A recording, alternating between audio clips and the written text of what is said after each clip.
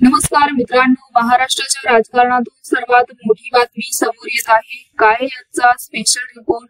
सविस्तर बातमी जाणून घेण्यापूर्वी आपण चॅनलवरती नवीन असाल तर चॅनलला सबस्क्राईब करा, बेल आयकॉन प्रेस करा. महाराष्ट्रात लवकरच विधानसभा निवडणुका होणार आहे.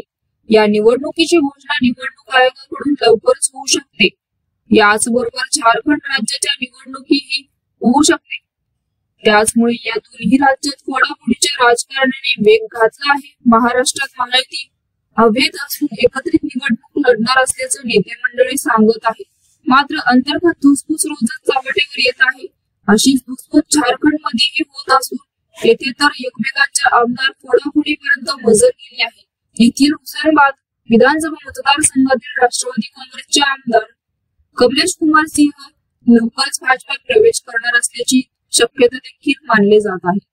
तर मित्रांनो, याविषयी आपलं मत काय आहे आम्हाला कमेंट बॉक्स मध्ये नक्कीच कळवा आणि चॅनलला आणखीनही सबस्क्राईब केलं नसेल तर चॅनलला सबस्क्राईब करा, बेल आयकॉन प्रेस करा, जेणेकरून असेच नवनवीन व्हिडिओ आणि राजकीय घडामोडी सर्वप्रथम तुम्हाला या चॅनलवरती बघायला मिळतील.